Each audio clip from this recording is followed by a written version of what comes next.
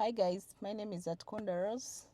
Welcome back to the channel. If this is your first time to be here, thank you so much for passing by. And if you are a returning viewer, subscriber, thank you so much for always coming back to the channel.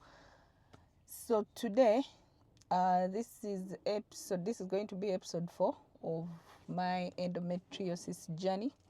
Again, if you have not watched the previous videos, please go back so you can be able to connect the dots, because you won't be able to follow from this one if you haven't watched the previous ones. So go back, watch, and then return. So in this video, I'm going to be talking about how I got a diagnosis, how I finally and eventually got a diagnosis for endometriosis. First of all, to begin with, I am basically revealing this information for several reasons. First, spiritual reasons. Secondly, to create awareness, to stand with those that are suffering from this, because statistics say that 1 out of 7 women suffer endometriosis, and it takes you 9 to 10 years to be able to get a diagnosis, especially in Africa. It will take you between 9 and 10 years to actually get a diagnosis, because you'll go to hospital and they will tell you have a pelvic infection, you have a UTI, you have inflammation, you have PCOS and all these things. So it's going to take you a very long time, for you to get a diagnosis. That is what data says that is available. And it's going to consume a lot of your resources. You're going to be in and out of hospital and all those things. So that is why it is a proper challenge. So I'm sharing this so that it doesn't take you as long as it took me to actually get a diagnosis. And of course, about 80% of the women are misdiagnosed. So there's also misdiagnosis. There's misdiagnosis. Like, you will not walk into hospital and they tell you, oh, you have endometriosis. No. They will tell you something else, and then you'll start on treatment, and then it will be a totally different thing. That is where the challenge is. And so I'm sharing this story to kind of create awareness, identify with those that already have a diagnosis and they don't know what to do. And yes, things like that. And of course, endometriosis, of course, causes infertility. Yes, 3 out of 10 women that walk into hospitals to get fertility treatment are going to have endometriosis. 3 out of 10. So that is a huge number, and this is, of course, about 20 to 30%. So it is a huge, huge number. And because there's not so much data, there's not so much, especially in Africa, there's not so much that you can refer to. This is going to be,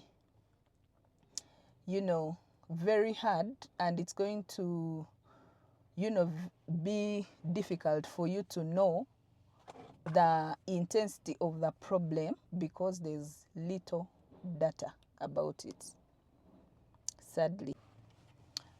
Yeah, so for me, I started going to hospitals, of course, one hospital after another, one hospital after another, after another, until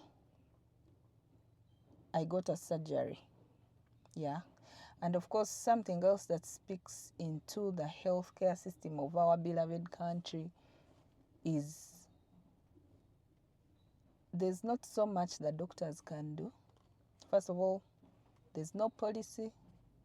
They don't have the tools. They just have information in their heads and they know how to operate. But in most cases, they do not have what they need to actually carry out a surgery on you. So I walk into this huge hospital, quote unquote, and I went through a surgery, of course, to try and diagnose the problem.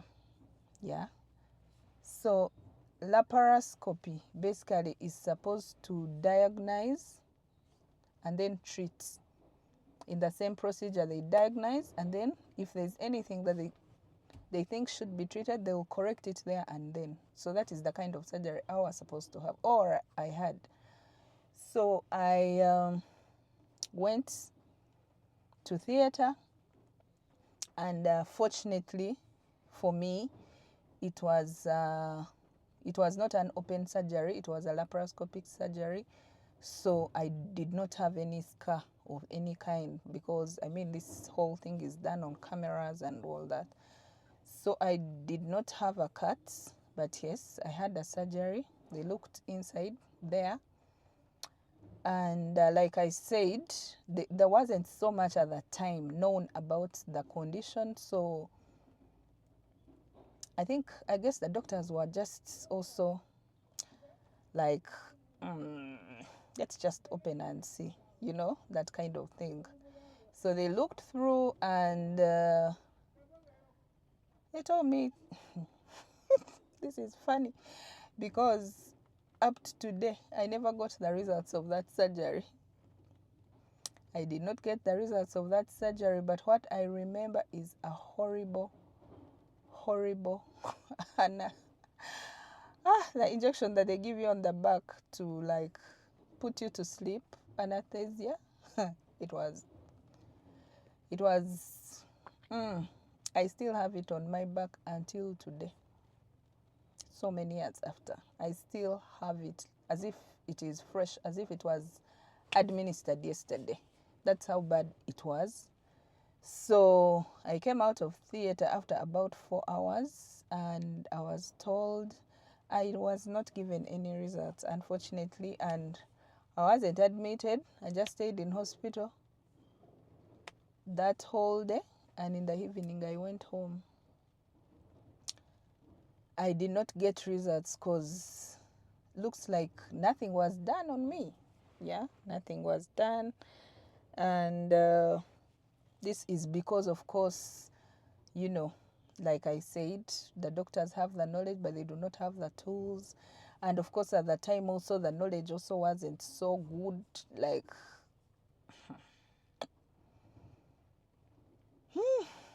what can I say? I never got results. They just gave me painkiller, because what I know, I had a big, I don't know, I had so much pain after the anesthesia had gone off.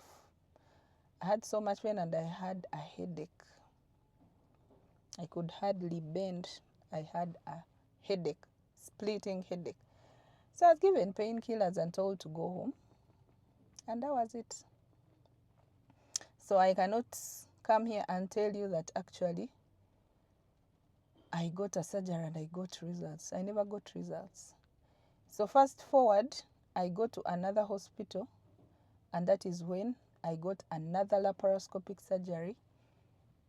And then I was able to get a diagnosis. And they told me, you have endometriosis. They staged it at stage 4. Yeah, stage 4 is like the extreme. It is like the extreme.